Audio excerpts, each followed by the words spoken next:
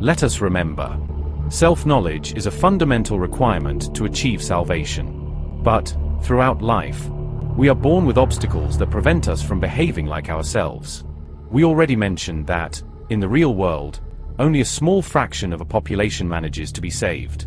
And if someone, from that population, manages to transcend to the beyond, he will only take his own person, his self, but he cannot leave empty-handed.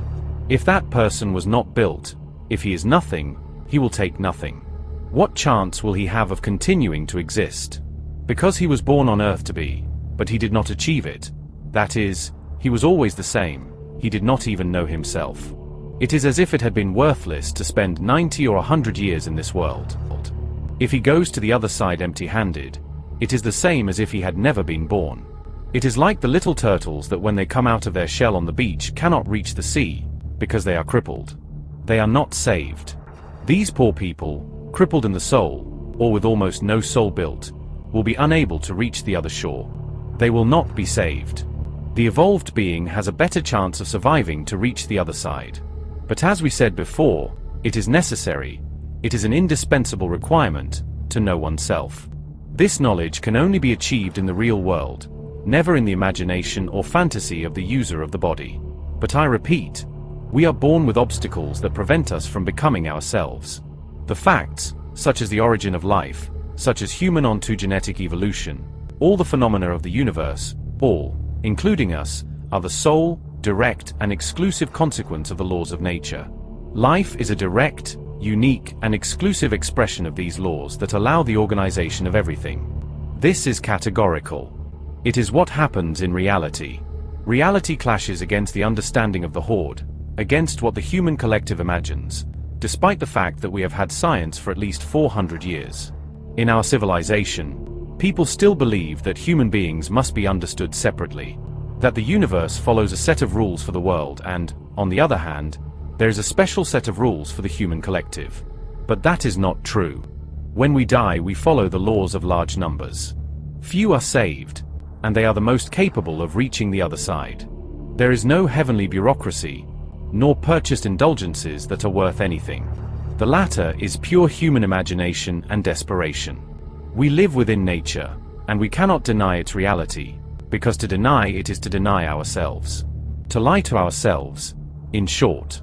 We know that, to know myself, it is essential to be honest and sincere.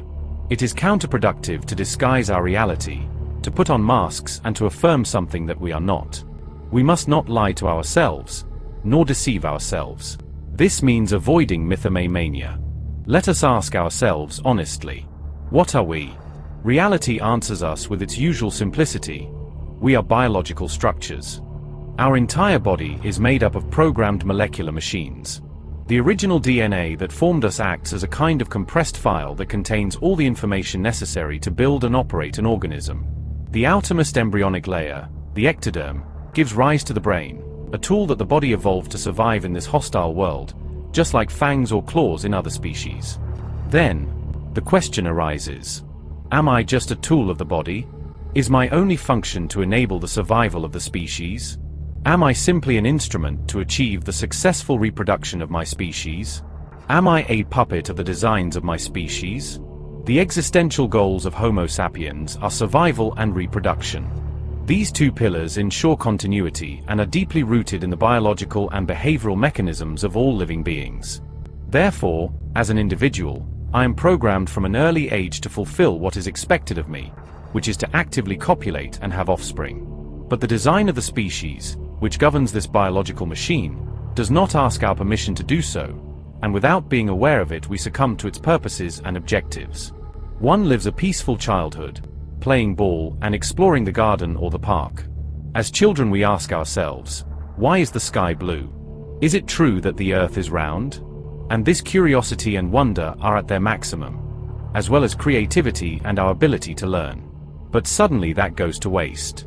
We can no longer continue in that awakening, because our ontogenetic programming sends a torrent of hormones to our body and brain, altering objectives and priorities. The butterfly no longer seems interesting to us, but for the first time the bust of the young teacher catches our attention. What happened? Well, one stops being a child. to become a tool of biological genius, of the genius of the species. This programming forces us, automatically, to strive in the acts of reproduction and continuity, and in our current culture, to focus on the most absolute hedonism. Mr. Onan blindly obeyed the imperative of reproduction. He diligently pursued girls, thinking of nothing else all day. Religiously, he visited pornographic pages. The categorical imperative of the genius of the species dominated him, as it did many millions like him. At what point did he think about himself? When did he ponder his place in the cosmos? When did he worry about his own transcendence? Never. Tell me, Onan, do you feel satisfied with what you have achieved in your life? Do you feel fulfilled? Oh, of course I did, he replied. Why do you say that? I always achieved my first goal, to go out with beautiful ladies and make love as often as I could. Who could say the same before dying? Is that your achievement? Yes, I did what I wanted. But Onan, was that your wish? Do you really think that was your goal, or something else? On his bed, it was explained to him slowly, that he only lived fulfilling the designs of his species. It was explained to Onan that his actions obeyed the will of the genius of the species. Onan listened to him in disbelief. Had he not realized himself as a person? It was suggested to him that perhaps all his life he was just a puppet. A simple tool, like the horns and claws that had also emerged from the ectoderm. The genius of the species conditioned you to seek immediate pleasure, all in pursuit of procreation, he was told. Here is the brutal truth. You have been programmed to pursue pleasure, and thus achieve the objectives of the species, but to the detriment of your own purposes, which you possibly never came to know, because you never had time to dedicate to self-knowledge. That is the purest essence of slavery, being a slave without knowing it, like a puppet who does not see the strings that pull him. And he said to him, Onan, the worst thing is that you did not even realize that you had no freedom. You never realized that you did not know anything more valuable in your life. Aldous Huxley had already mentioned it. True control does not come through oppression, but through pleasure. Not through force, but through distraction. The genius of the species has the human collective under control, and it is a pleasant and pleasurable slavery for the slave. Onan was always distracted, because he frequently pressed the button of self-gratification. Onan was not very different from the little rats that James Olds and Peter Milner experimented with in 1953.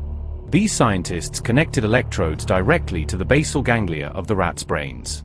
These little animals felt enormous pleasure every time they electrically stimulated, with a button, that area of the brain. The rats pressed the lever up to 7,000 times per hour to stimulate their brains.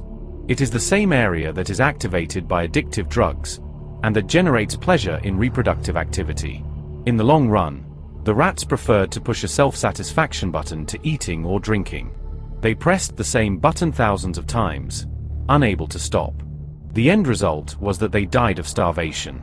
Onan listened, not giving much credit to what he heard. It was a lot to take in before dying. That's how your body is designed, Mr. Onan, he was told. All you wanted from life was to push the self-satisfaction button, while the species benefited from more copies of Homo sapiens. That's how our body is designed. Therefore, the greatest enemy to knowing oneself is this addictive search for reproductive pleasure. This discovery is one of the greatest. It explains how our behavior is dominated by the genius of the species, because it forces us to continue pressing the button of hedonism, and forget about achieving higher goals. And how will we get to know ourselves if we don't even govern ourselves? It seems that we only obey a program. We are a very obedient tool. It is worth asking, if in my entire life I dedicate myself to achieving the objective of the species, which is to reproduce and swarm in the world, where is my own transcendence? We are programmed. We are biological machines. Before adolescence, we are ourselves. Curious, amazed by the world, and we explore. But the genius of the species catches us. We know that the brain is constantly adapting as a person grows. In adolescence, the production of sexual hormones increases significantly. The brain adapts to be able to respond to the demands of its ontogenic program. Hormones modify the brain structure so that the subject changes objectives, and seeks to mate and have offspring. Mainly, it forces him to have a hedonistic life, through the trick of reward. But thanks to this appetite planted in our brain, the human species increased its number. And this control happens at the end of childhood, and in adolescence, and it happens in adult life. The different processes that a woman goes through when she becomes a mother have been studied. We currently know how the brain of a woman who is not a mother adapts and modifies during the process of pregnancy, childbirth, and postpartum. During pregnancy, the volume of gray matter is reduced, and the neuronal receptors in the brain are modified to make the baby more attractive to her. A woman's behavior when she is a mother is completely different. Hormones modify the mother's brain to facilitate maternal behavior. What hormones do in the female brain is reduce the volume of gray matter in regions involved with empathy and perception of the self, which facilitates maternal behavior and facilitates the bond with the baby. This is essential for the survival of offspring. That is, a newborn offspring would not survive if there was not someone willing to sacrifice his or her own individual well-being for the needs of that offspring. But, in addition to the goals dictated by the genius of the species' survival and reproduction, the question arises: do individuals have own interests? Very few people reflect on their existence. Very few question their purposes. Blindly following the sexual impulse is not being awake, but quite the opposite. It is being a puppet of the genius of the species. The individual search for dignity, integrity, personal improvement, and evolution of one's own being is almost unknown.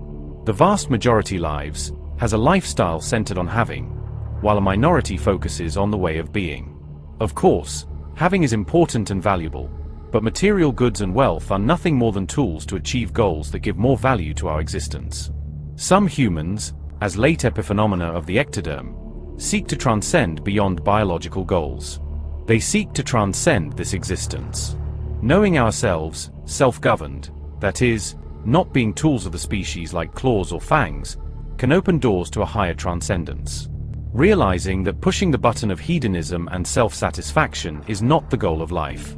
Knowing ourselves and being masters of ourselves opens the possibility of continuing to exist in an uncertain beyond.